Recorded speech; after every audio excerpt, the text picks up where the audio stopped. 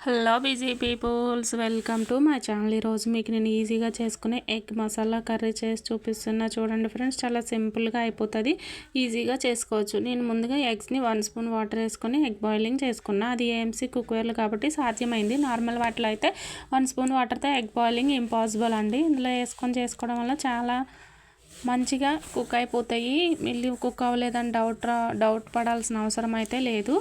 ఇట్లా వేసినా కొంచెం డాట్లు పెట్టి పక్కన పెట్టేసుకున్నాను అనమాట.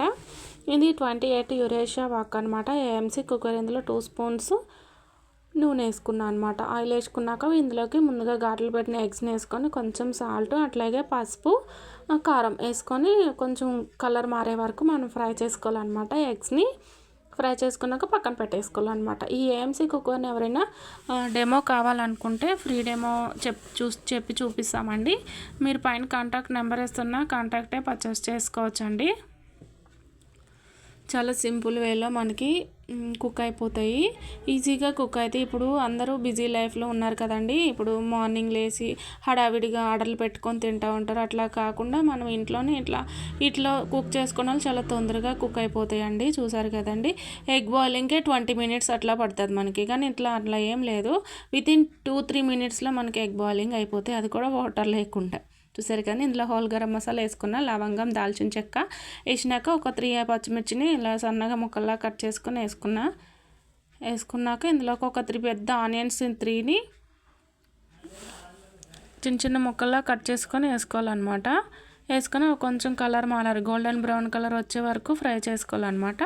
ఫ్రై చేసుకున్నాక ఇందులోకి ఒక అల్లం వెల్లుల్లి పేస్ట్ 1 స్పూన్ వేసినా కలుపుకోవాలి. ఇప్పుడు ఒక పచ్చివాసన పోయాక కొంచెం ఉప్పు, అట్లాగే కొంచెం కారం, కొంచెం పసుపు వేసేసుకొని సరిపడినట్లు వేసుకోవాలన్నమాట. మీ టేస్ట్కి సరిపడినట్లు కొంచెం ధనియా పౌడర్, కొంచెం గరం మసాలా వేసుకొని కలుపుకోవాలి. మసాలాలన్నీ ఉల్లిపాయలకు పట్టేలా కలుపుకోవాలన్నమాట.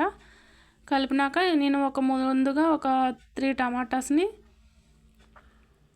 చిన్న చిన్న ముక్కల్లా కట్ చేసుకొని వేసుకోవాలన్నమాట. ఇందులో వేసి కలుపుకోవాలన్నమాట.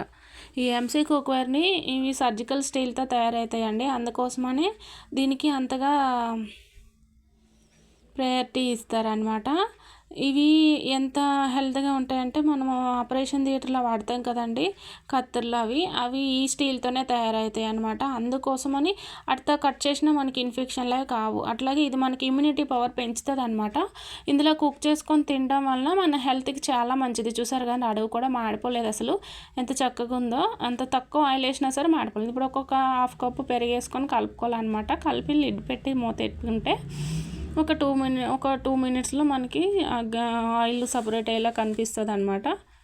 అప్పుడు ఇందులోకి 1 కప్పు వరకు వాటర్ యాడ్ చేసుకున్నాక ముందుగా ఫ్రై చేసిన ఎగ్స్ని కూడా ఇందులో వేసుకోవాలన్నమాట.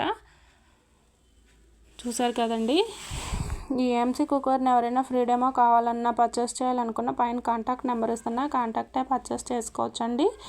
ఎగ్స్ వేసి కలుపుకోవాలన్నమాట. కలుపుకున్నాక ఒక 2 మినిట్స్ పాటు అట్లా కుక్ చేసుకుంటే అయిపోతుంది.